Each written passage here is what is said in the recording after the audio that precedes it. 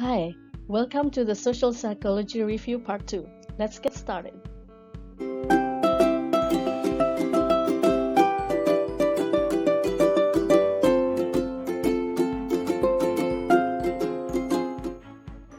Now, let's talk about social relations. This is how we develop and are affected by interpersonal relationship. One of the topics in social relations is stereotype, prejudice, and discrimination. So let's differentiate between these three. First one is stereotype. Stereotype is generalizations about a group of people in which the same characteristics are assigned to all members of the group. This is the cognition part of the social relations. So basically, we are just assigning a specific traits, associating a specific trait or characteristic to the whole group, regardless whether the group members are actually different from each other. So for example, you might say that, okay, most women or all women are good in verbal tasks, but they're not so good in math. And the opposite for men, we might characterize that all men are good in math, but they are not as good as women in the verbal tasks. So we're just assigning this specific characteristic to the female group and the male group. The next term is prejudice. This is a learned, generally negative attitude toward members of a group. So this is the attitude aspect, and it's also related to the affect or emotion. So basically, okay, how do we feel about women in generally, or how do we feel about men generally? Yeah, so we might feel proud about women or being women, and something like that. So prejudice, but normally, prejudice is a negative attitude. So we might feel uncomfortable whenever we see another person who belongs to a specific group, whether we are aware of it or not aware of it. The discrimination is the behavior aspect of social relations that's related to stereotype and prejudice. So this is the negative behaviors directed at others because of their membership in a particular group. So you might have already assigned a negative specific negative traits to a specific group that makes you feel uncomfortable. That's prejudice. Then you might discriminate these people just because they are members of a specific group. There are some sources of prejudice and discrimination. The first one is learning. We learn about prejudice and discrimination. We learn how to react, how to respond to other people by learning from many sources, from our parents, from teachers, from any other significant others, from the media, and from many other sources. Personal experience, so we might have actually encountered or met some of the group members of some specific group, and we might have either pleasant or unpleasant experience while we meet these members of this particular group, and that stays with us. Limited resources, because we don't have enough information about every single person in this world, so we are just using stereotypes to generalize everyone into a specific group. Displaced aggression, so this is related to like being frustrated. Maybe we are angry towards the government, and then but because the government is too superior to us, so instead of being angry or protesting the government, we are conducting some harmful behavior to someone else or another group who is more inferior than our group. And then mental shortcuts. It's also related to the limited resources, and also that our cognitive is has some limitations as well. So to reduce the cognitive overload in our cognition, then we do the mental shortcuts. So instead of trying to get as much information about a particular person or everyone in this world. So we just try to categorize people into different groups. That makes it easier for us whenever we see a stranger. This stereotype, this mental shortcuts helps us to sort of react to this stranger, whether we should how should we react to the stranger without actually knowing deeply about this person. So we're just kind of like associating this person with a particular group, and then use that out, the stereotypes that we have about that particular group, and then that will affect our feelings and the way we behave towards this person. Next topic is aggression. What are the factors that affect aggression? There are some biological and psychological factors. There are some twin studies that have found that found the evidence that if one twin is aggressive, then the other one have the high likelihood also to be aggressive. Brain injury and hormonal system also affect aggressive behavior. From psychological point of view, it can be from environmental stimuli. That's something that makes you angry, makes you do stuff like aggressively. So we can see that in this pandemic time, there are so many environmental stimuli that might trigger like aggression. Then there's frustration aggression hypothesis. This is hypothesis suggests that people become to be aggressive because they feel frustrated about their life. So maybe they economically they have issue financially or economically, so that makes them frustrated, so that makes them behave aggressively. Exposure to violence, so children who live in like war area, these children are in a very high risk of being aggressive themselves when they are adult.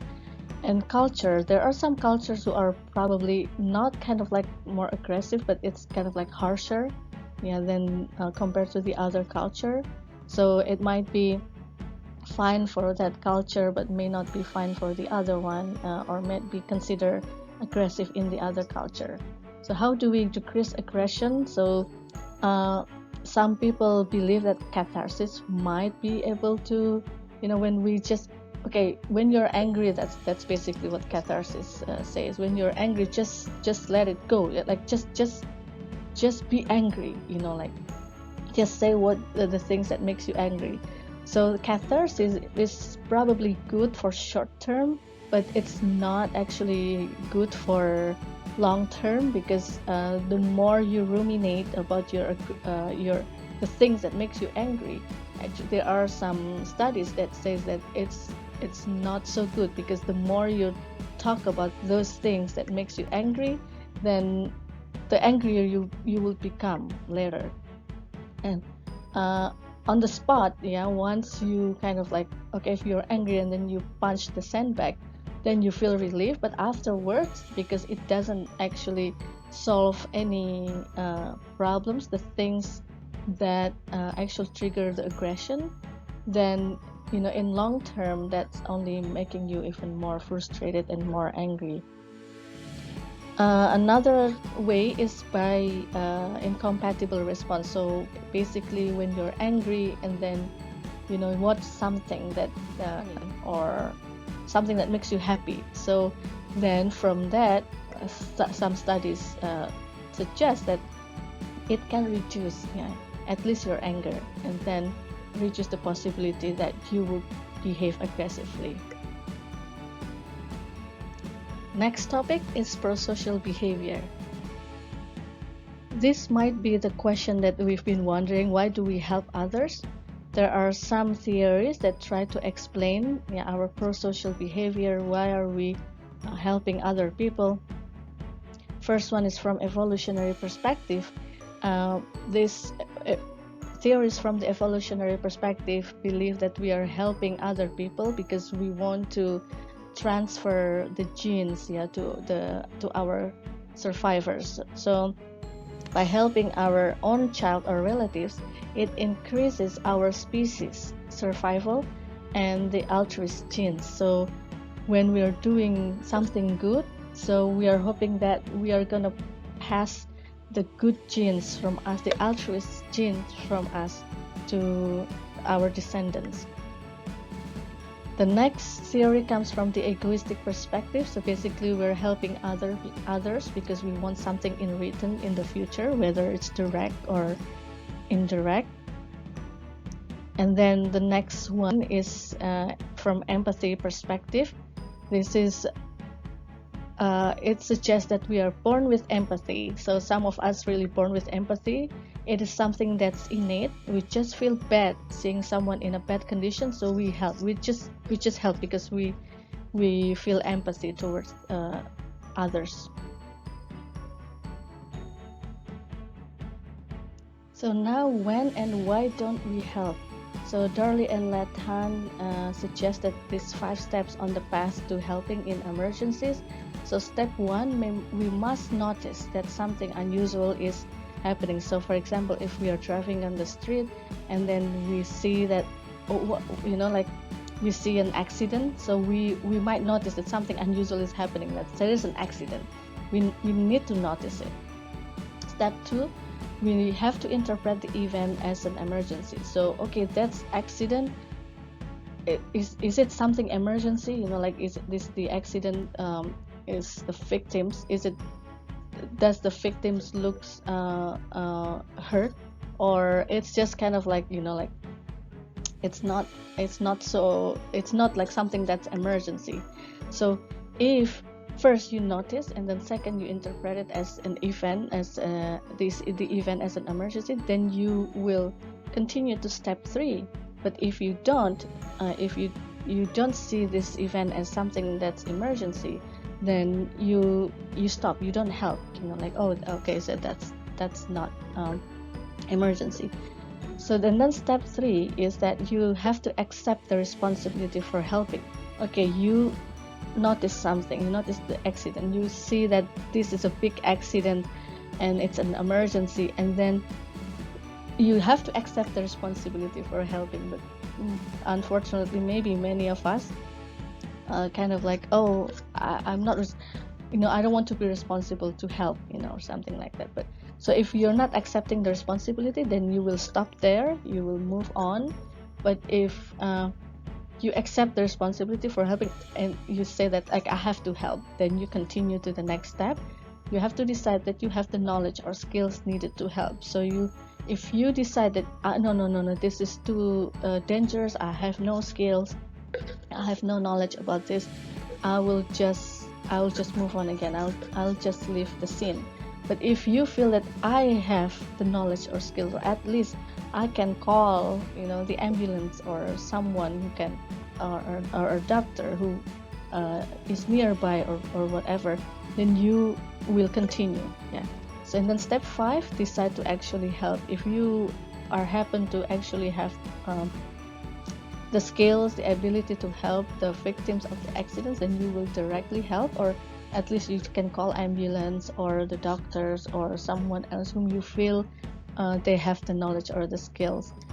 But if you don't, you stop there, you don't help. So something like that. So it's kind of hierarchical steps. Like if you decide, if you notice, then you continue. If you don't notice, then you stop. If you interpret this as emergency, then you continue. If not, then you stop. It's and so on and so on. So it's like that. However, continuing the discussion about when and why don't we help, one of the factor is bystander effect. Bystander effect is a phenomenon in which the greater the number of bystanders, the less likely it is that any one individual will feel responsible for seeking help or giving aid to someone in need of help. So we're just kind of that's why when you see accidents on the street, you we tend to see, you know, crowds, and those people are just kind of like bystanders, like they're just watching without doing anything. Why? Because when others are around, we share the responsibility to help or not to help through this diffusion of responsibility. So we feel like, okay, someone else will help. Okay, someone else will help. No, it's not my responsibility. You know, like there are so many people here, so someone must have known.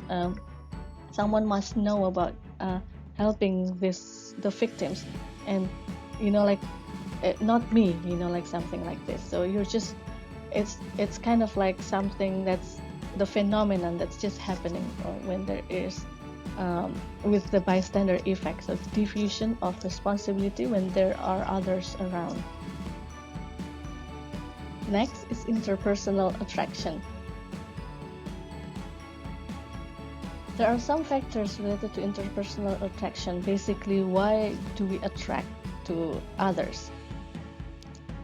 The first reason will be physical attractiveness. There are studies that suggest that, you know, the more attractive the other people are, the more likely that we would get attracted to those people. And then proximity. Yeah, the closer we are in terms of distance with the other person, then the more likely that we would develop attraction to this other person. And then similarity. So it's not the opposites attract, but actually what's similar, yeah, between us and the other person that makes us attracted to this other person. Sternberg created this triangle of love, so it's called the triarchic theory of love. So Sternberg suggested that there are three aspects in love. First is the passion, and second is the commitment, and the third one is intimacy. When it's only passion alone, it's called the infatuation. So only passion, we are attracted to someone, we're loving someone just because of passion that we have towards this person. And then when it's only commitment, it's in the right side. Yeah. It's empty love. It's only commitment. There's no passion. There's no intimacy.